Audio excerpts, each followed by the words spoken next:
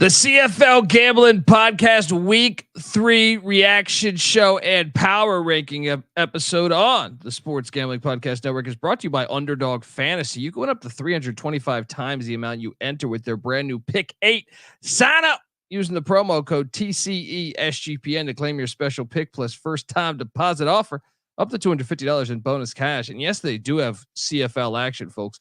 UnderdogFantasy.com, promo code TCESGPN. We're also brought to you by Rhythm. Get the best data-driven props and picks from Rhythm. Claim your free 7-day trial period today by going to sportsgamblingpodcast.com/rhythm. That's RITHMM. That's sportsgamblingpodcast.com/rhythm. Hey, what's up, you degenerate gamblers? This is Bill Burr, and you're listening to SGPN. Let it ride, baby.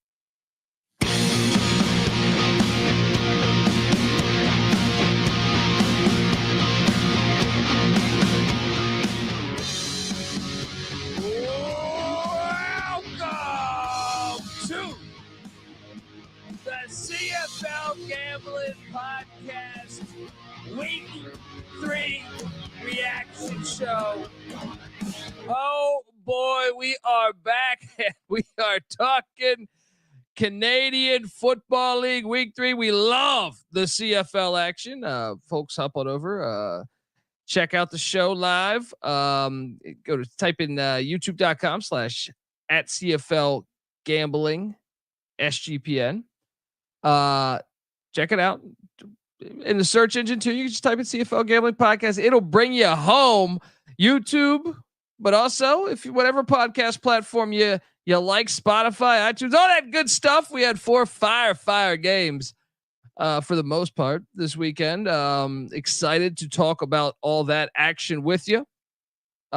If you're wondering who the hell you're listening to, that's fair. And I understand no one's probably listening to this live because the Edmonton Oilers are playing right now with a chance to win the Stanley Cup.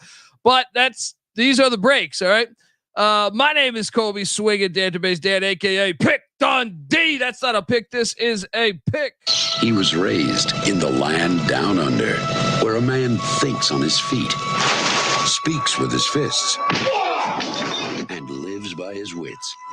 When Dundee happened, he was a superstar. I'm probably drinking too much and celebrating too much and not sleeping. Would have killed a normal man, but no, that's gone. The medical advice I got from that was like being hit by lightning. Pretend it never happened and get on with your life. Woo! I mean, I can't buy a win to save my life. Like, we got to have like a 20-minute talk about it.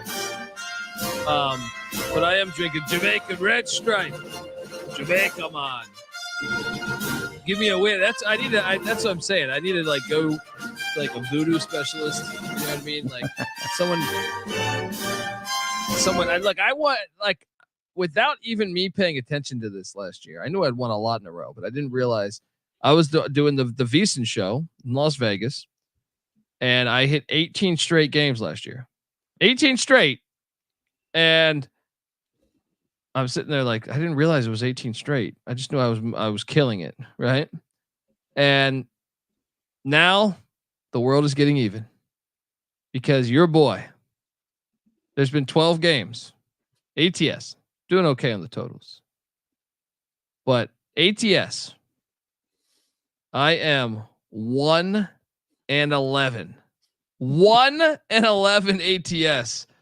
I don't know that I can say in any sport that I've ever covered, I've been this bad. I've had times where I was ass, you know what I mean? But like, now we got a problem. Now we got a problem. I mean, this is bad. What's that smell? You stink. Yeah, that's what I got. I am joined by my co-host. He is the host of the Old Fashioned Football Podcast. Check that out. Also, the UFL Gambling Podcast. Give it up for Justin Mark, aka No Turn J Mark. How you doing, pal? Broken no turn right now. Couple stories. First, I'm going to flash. It's living up to its name, essentially. Right. Let's flash back to I think it was last week, maybe 2 weeks ago. We discussed. I was told that it's too hot for whiskey. I just got done mowing in a real feel of 112. I have a beer and a whiskey on ice. The whiskey is cooling me and refreshing me much more than this beer is. Just throwing that out there. And yeah, the muffler is melting the cover of the air intake filter. I got all sorts of problems out there. But you know what? Your lawnmower is a lot like my picks. Right. All right. Yeah, I mean, I got a leg up on you. I'm a whopping 4 and 8 so far ATS. So it's beautiful. And same as you, like, I know last year towards the end of the year, my picks, I started getting a little off, and I think I finished with like a 60 something percent for the season against the spread. But at like halfway through the season, I was around 79, 80%. Like, I was amazed that, because, I was just on this hot streak. I thought, man, this is too easy, and then we go into this year and see what we've seen so far. We've both been off, but no, I guess a little spoiler alert. I have a plan for our pick show. We're getting back on track. I'm going to get rid of this bad juju. Yeah, we haven't hit one huge tits parlay either. I mean, I almost think I gotta find like a small tits parlay or something. But yeah, just suffering left and right, folks. Look, I want to tell you, you are listening to the CFL Gambling Podcast, part of the Sports Gambling Podcast Network, and make sure to check out the Sports Gambling Podcast as they've started doing their top 10 fantasy football preview series. They've already released the quarterbacks and tight ends episodes. They're already live. It's never too early for the National Football League. Check it all out. And remember, as always, to let it ride. Yeah, I mean, back to this losing streak. It's the way I'm losing.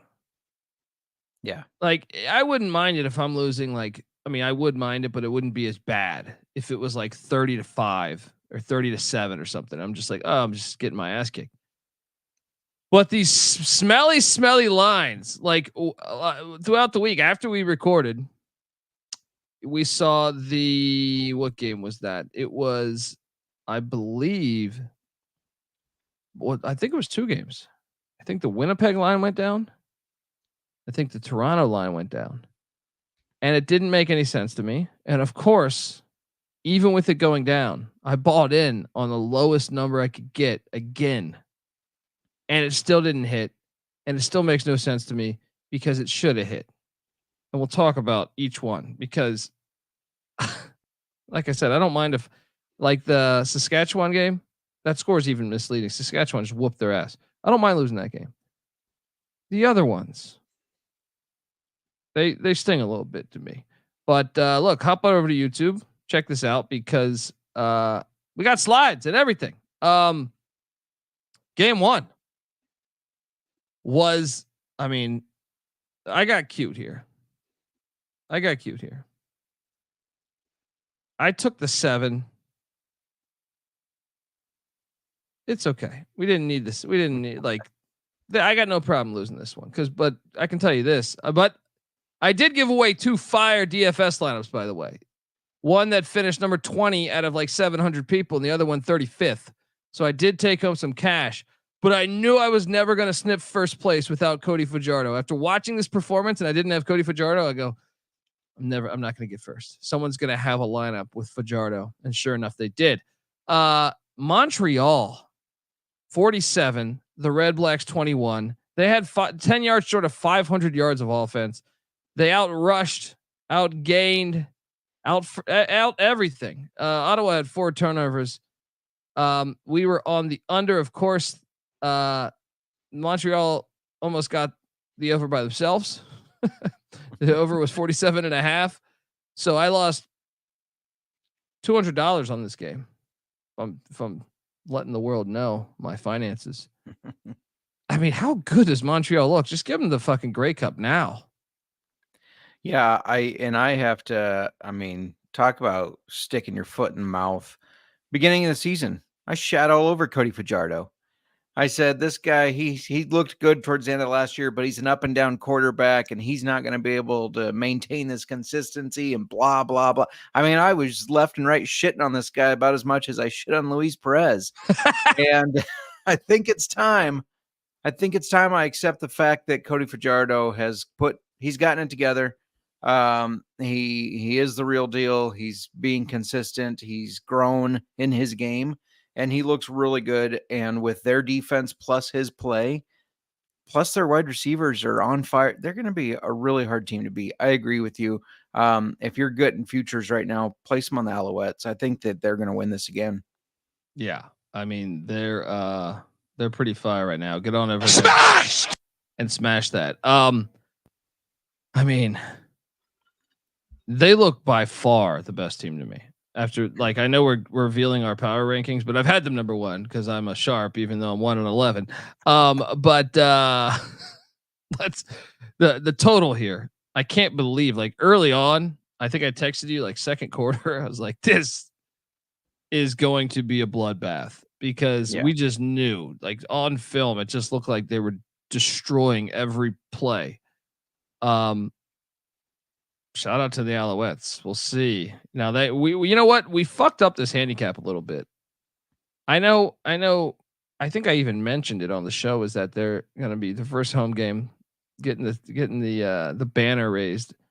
That I underestimated that because Colby, the energy in that building.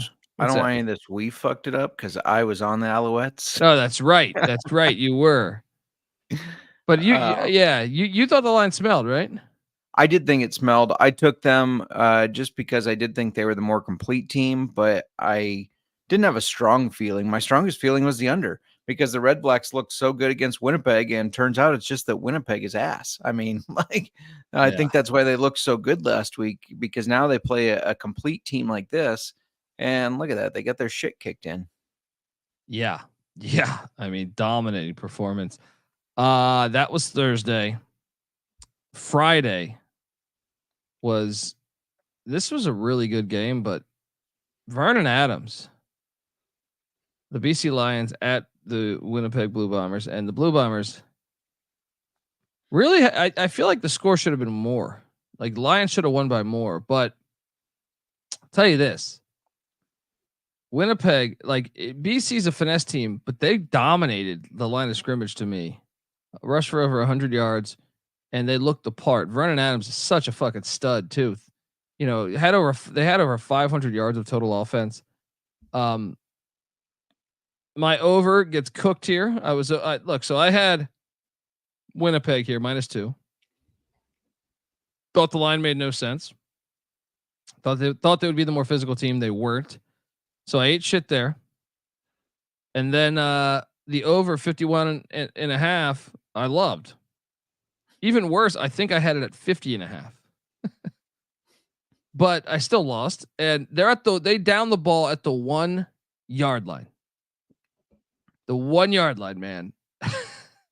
That's what I mean, though, is like, I just feel like it's been a tough year. Yeah. But anyway, your thoughts on this game? Because the BC Lions, man, I'll say this. BC, like Montreal, it's got to look like the Cup. I mean, the way BC was firing the ball around, that offense was explosive. Now the question is it just Winnipeg's defensive line is that bad? Because they look bad, and BC, we've seen them in other games. The physicality struggle. Even that win against Calgary, I thought they weren't that physical. This game, BC looked like the more physical team for the first time all year, in my opinion. Yeah. Yeah, I agree. And I think that is a reflection of the Bombers' defensive and offensive lines. They're terrible in the trenches, and they're not going to win any games unless they fix that. Dalton Schoen looks like he's headed to the 6-week injured reserve. So just another blow of a guy that's been there, is good at that wide receiver position that they're going to be without. It's panic button time, right, for the Bombers and BC. You're right. Vernon Adams is a stud. I think they can keep up with anybody. It's just they are going to get pushed around by more physical teams like the Alouettes. Yeah, and I still can't believe this over didn't hit. It's just so between this, I'm down 400 between the first 2 games. Then we had total yards 854 yards. You expect more than 50 points. Yeah, that's what I'm saying, man. I got robbed here. Folks, I want to tell you that the CFL Gambling Podcast is brought to you by Underdog Fantasy. Pick 8's now live. Create entries with up to 8 picks, and Underdog will automatically double flex entries so you can miss up to 2 picks and still win your entry. With more picks to make and extra ways to win, the excitement is higher than ever. And the best part is you can win up to 325 times the original amount that you enter. You can now use specials and boost on all flex entries. Don't miss your chance to try it out before it's gone. They do have CFL action, folks. This is what I've been making a little bit of money on. So jump on over there, sign up with the promo code TCESGPN to claim your special pick plus first time deposit offer up to $250 in bonus cash. Underdogfantasy.com, promo code TCESGPN. We're also brought to you by Circa Survivor and Circa Millions. Yes, in the shout out to the Circa in Las Vegas, because Circa Sports is back with Circa Survivor and Circa Millions, and they're giving away $16 million in guaranteed prizes. And of course, Circa contests have no rake. Circa Millions, pick 5 NFL teams ATS each week and compete for $6 million, or survive the gauntlet, the NFL gauntlet, and claim the $10 million prize. Sign up in person at Circa Sports between now and September 7th and use a proxy to play from anywhere. And this is where I should also mention that we have a deal with the football, with the proxy, essentially. Footballcontestproxy.com. If you use the promo code SGP, we'll save you $50. So what are you doing? Get on over there. Don't have a trip booked for Las Vegas yet before the football season? Don't worry. Still got time. The Ultimate Contest Weekend is a great time to go out, though. You can hang out with our pals, Ryan, Real Money Kramer, and Sean Stacking the Money Green, and enjoy some of the open bar events there at the greatest sports book in the world, August 22nd through August 24th. Get on out there. And remember, as always, folks, to let it ride. Next up is this game. This game was the game I was most angry at. It wasn't the 1 yard line. It wasn't the half a point. It's that Toronto's defense I'm starting to question. Same. And B, this was never a 3-point game. This was a bad beat, in my opinion, for Argos fans that had -4. I mean, they really fumbled opportunities here. They were always kind of in control of the game, in my opinion. That's why the loss hurts the most to me out of the whole weekend. Was they were in control of the game to me. And I'll say this also, Cameron Duke's a stud. He was balling. That was my other DFS QB. I had one DFS lineup with Vernon Adams, the other with Cameron Dukes, both balled out. 400 total yards of offense to 377. So the yardage battle was pretty damn close, but the Eskimos could only rush for 35 yards. That is not good for business. 186 yards by the Argos. And this is what I mean. Their O-line is legit. 186 yards rushing, and they have multiple running backs. This was a shootout. You know what I mean? This was a fun game to watch. The over did hit for me, so I basically broke even here. I think I lost a little to the vig, like minus, I don't know, like I forget the exact amount, but nothing. Junior bacon cheeseburger at Wendy's. All right. Your thoughts on this game? Yeah. So, I texted you, said that I had the least eyes, I guess, on this game. Shout out to, I'm just going to do a little shameless plug to Keeper's Heart Whiskey. Yeah. I was at their distillery. We did a little blending class and then had dinner there later that night. And the game was on during that. And they sat us like right next to the band. And I didn't want to be watching my phone too much when the band's playing some good music. And they were playing old shit too. It wasn't like new stuff that I despise. It was like old bluesy stuff. I was digging it. But I watched some of the highlights. I agree with you on the defense. Now, stopping the run, I think Toronto's great, but I think anybody can pass on them. I mean, we saw BC put up a bunch of passing yards, even though they beat them. And now Edmonton did it, and kind of shout out to Edmonton.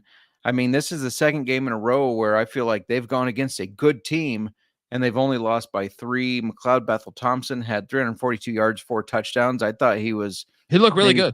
He did. Yeah. I thought maybe he was past his prime, was not going to succeed this year. He's looking good so far. I know that hasn't translated to wins or whatever, but I think they're on the right track there. This Argos team, they're kind of like BC. They're going to be able to keep up with people. They are more physical than BC. They're going to be able to keep up with people though, because Kadeem Carey out of the backfield, Dukes can run. He's a dual threat guy. And I think that kind of slows their defense a little bit. I mean, it was a bad beat though. I agree with you. They should have won by more than this. Yeah. This one hurt. This one hurt to me, but the over did hit for us. And yeah, they dominated 186 yards rushing in a CFL game. It's like 500 in an American game. But and then this one. You know what I love about this? The Ticats get destroyed by the Rough Riders, 36-20. It was worse than that, in my opinion. Yeah.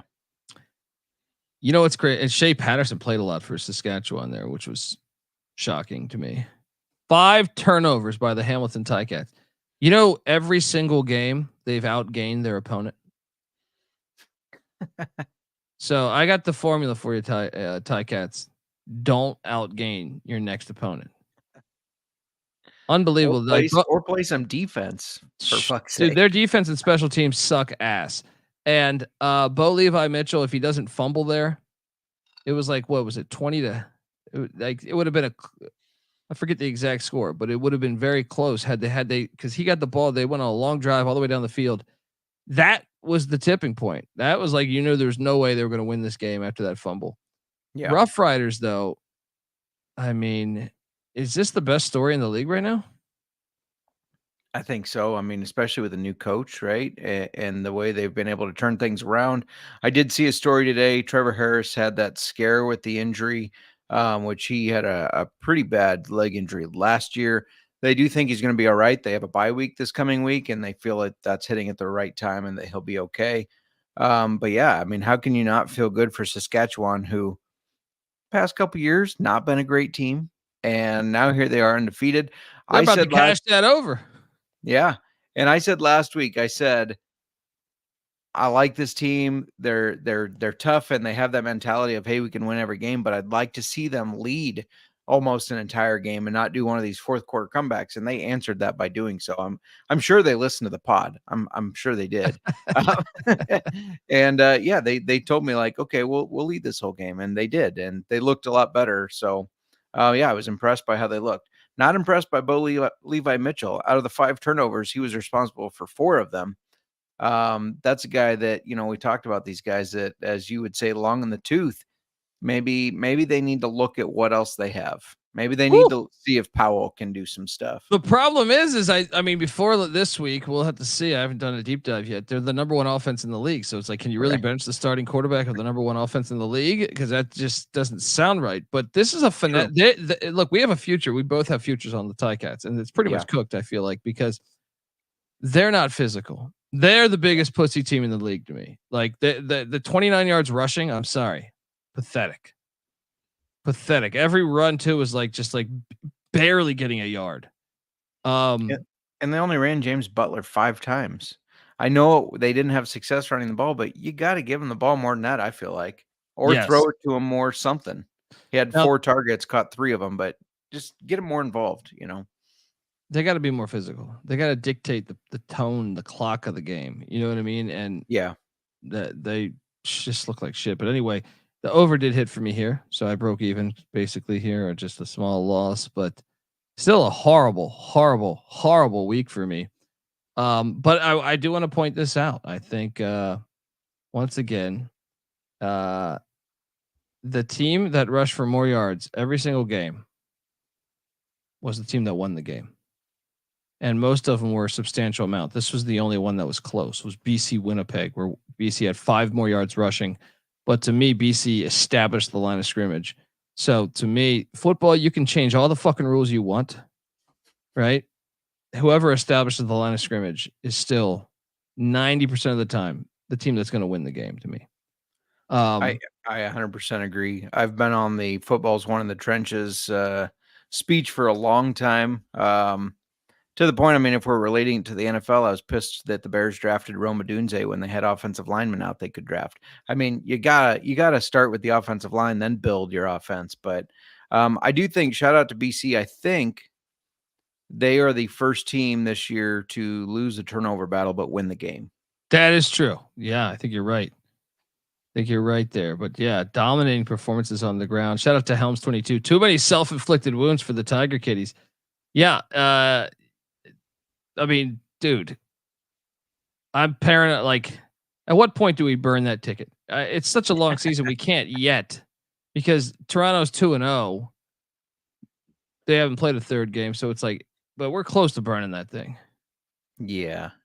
It's not looking good. I mean, even with Ottawa, they looked better that first game. They didn't last week, obviously, but you got Montreal and Toronto. Those are going to be the 2 that go on.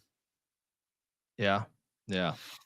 Look, we're gonna get to our power rankings, and remember, tomorrow we will have our picks for week 4. So check it out, folks. Yes, but look, before I do all that, I want to tell you that the CFL Gambling Podcast is brought to you by Rhythm. If you're betting on player props, then you need to download Rhythm. Rhythm is the go-to sports betting tool that transforms complex data into actionable insights, empowering bettors with smarter, data-driven decisions. Unlike other platforms, Rhythm combines advanced predictive analytics with an intuitive user experience, making betting both easy and enjoyable. Rhythm's predictive models were born from the brains of MIT data scientists and quants with over 3 years of data that help drive you to better AI-backed betting decisions. So claim your free trial today, 7 days free trial by going to sportsgamblingpodcast.com/rhythm. That's RITHMM. That's sportsgamblingpodcast.com/rhythm. You know, if you just faded me, you'd be 11-1.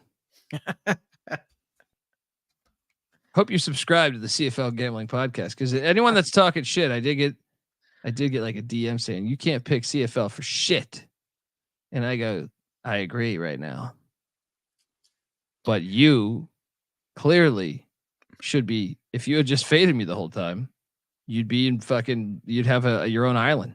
You know what I mean? Like you'd be swimming in cash. Shout out to Coach K, who followed us from the UFL over to CFL. Said you guys are having a tough go, but I believe in you. I know you guys are going to get it turned around. So shout out to that positivity, because I don't know if I believe it myself. No, I'm just kidding. We are going to turn it around. Yeah, well, look, there's been times in college when I do the nightly college basketball show from November until April. And there's times where I believe like I just have bad, there's times where I've lost like 10, and I'm like, those were bad picks. Mm-hmm. I don't feel the way here. Like I feel like I should be 500.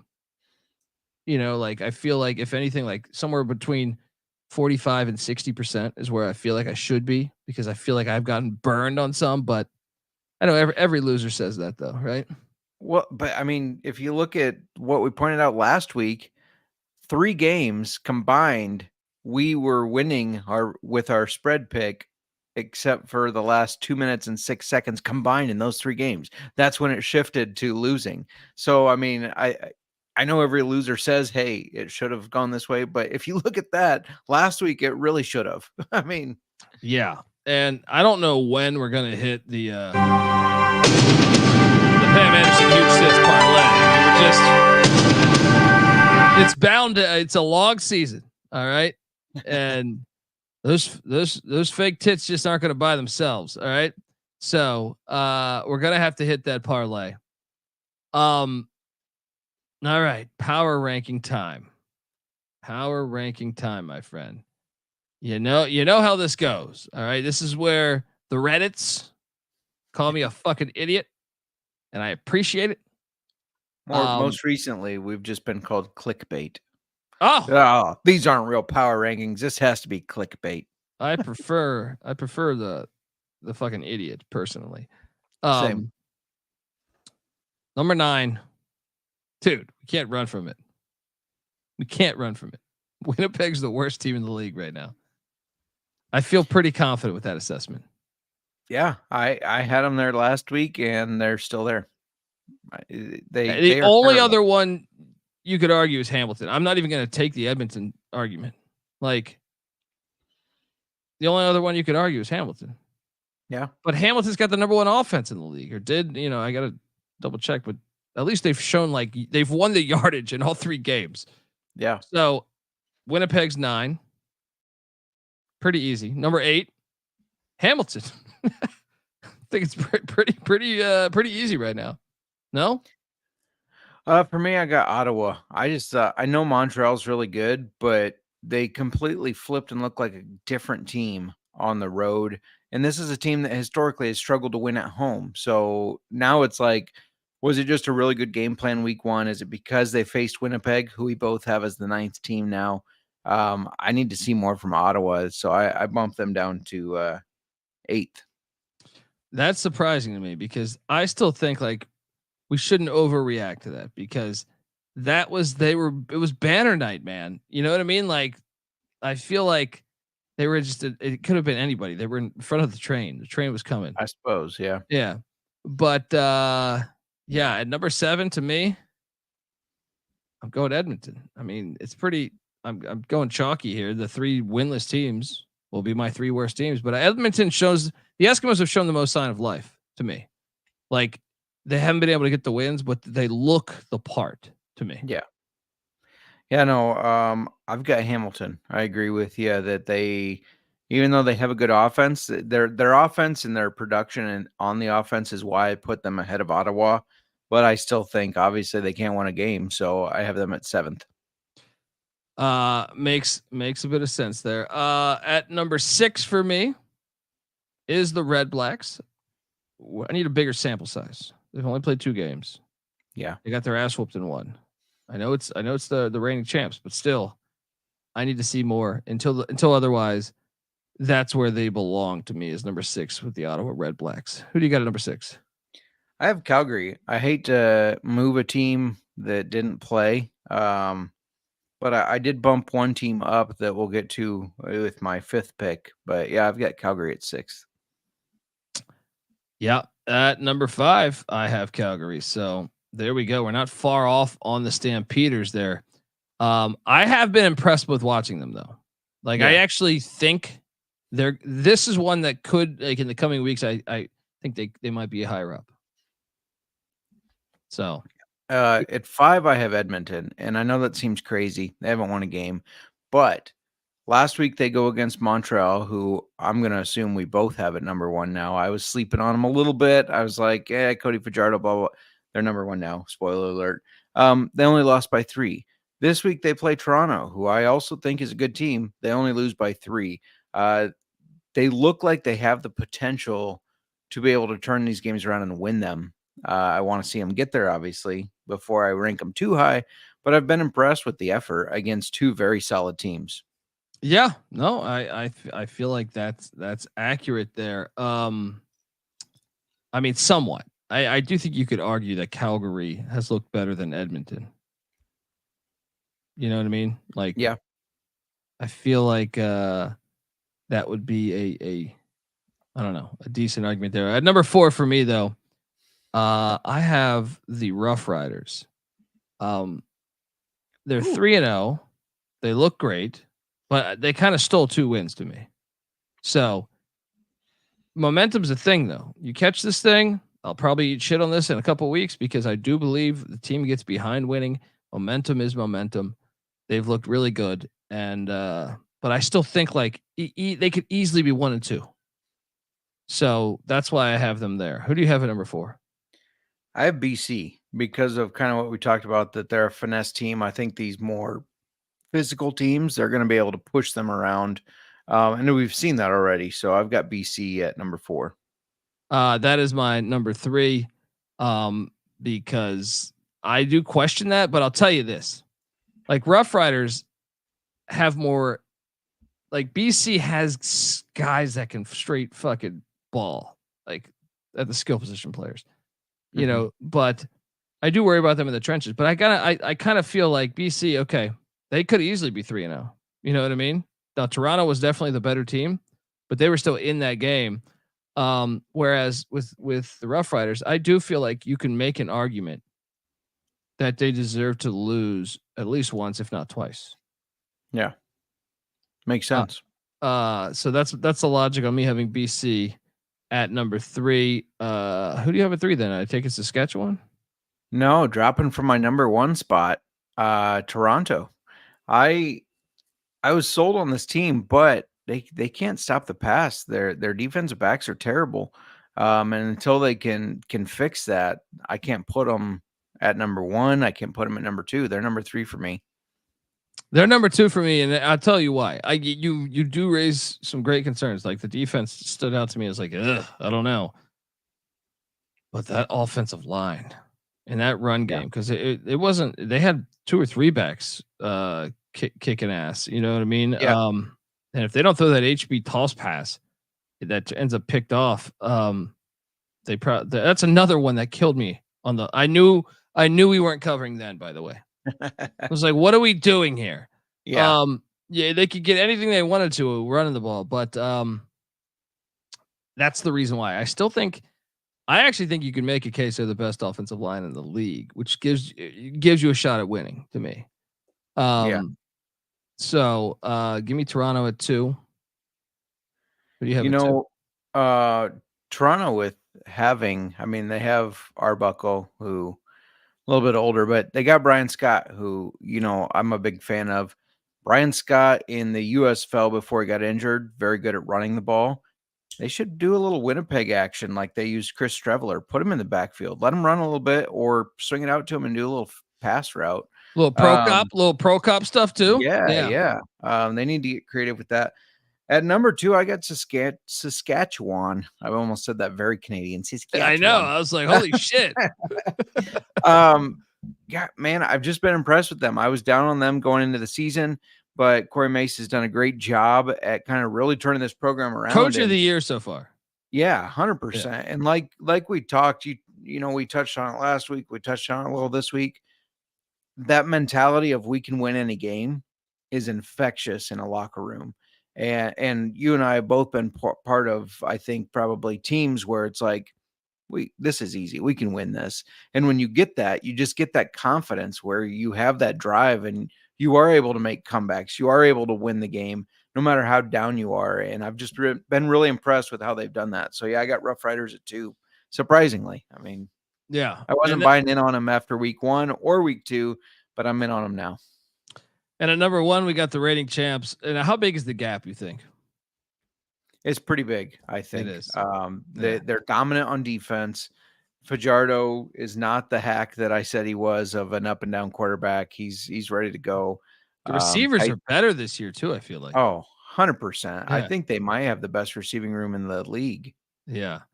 I mean, Snead's been injured the past 2 games, and they just pick up where they left off with the other guys coming and stepping up. Yeah. Super impressive. And the defense is fire. Yeah. Yeah. Philpott's been good. Philpott's a stud. Yeah. He may win. I know offensive player of the year normally goes to a quarterback, but Philpott could win it. I mean, he's looking damn good. DFS play, man. It's like an auto walk, right? Dude, I don't understand. And look, folks, if you haven't listened to our DFS episode that we do with our weekly picks, I've made money the past 2 weeks. The first week I did not, but I was shocked at how they never updated the scoring. Like no. with multiple lineups, so that there's money to be made. If you and I can tell no one tailed me because I didn't tie. I didn't tie anyone. You fucking jackasses out there.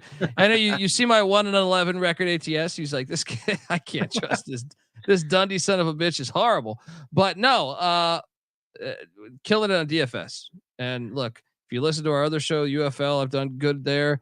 Back in the USFL a year ago, I got a first place finish out of a couple thousand. Just saying. And if you want to turn in a DFS lineup now, you can still get Philpott at 5,700. They still haven't updated his price. It's a no-brainer to me. The other one, Kadeem Carey, I thought Toronto might take a step back in their run game after they lost Alouette. Kadeem Carey's a little bit older. Didn't make a difference. I mean, their offensive line is too good. Yeah. Their O-line, they're physical. They're nasty. That's why I think I still keep them at 2. But yeah, folks, DFS episode. I believe we're going to try to figure this out tomorrow. I know we have a crazy recording schedule with SGP, but we're going to figure this out and try to go live tomorrow. Might even have a guest for you. So check out all that stuff. CFL Gambling Podcast. We're on Twitter at CFL Gambling Pod. But if you can go over to YouTube, hit that like and subscribe button on the CFL Gambling Podcast, we would certainly appreciate it. Also, iTunes, give us a 5-star review. All right, if you faded me, you'd be 11-1. It takes hard work to make you 11-1. All right. And what's that? This next pod tomorrow, we'll pick the winner, right? The winner. Oh yeah. We will pick the winner. So one more day to get your reviews in. Let's go. Get your damn reviews in. iTunes review, that is. All right. You put this thing on Stitcher. No one's going to see that thing. All right. So it's got to be iTunes. All right. And I don't want to hear this. I don't have I don't have an iPhone. You can just do it on the interwebs, as George W. once said, right? So get on over there and do that. Give Justin Mark a follow, aka J Mark. He's on Twitter at JMark Football. So at JMark Football, that is.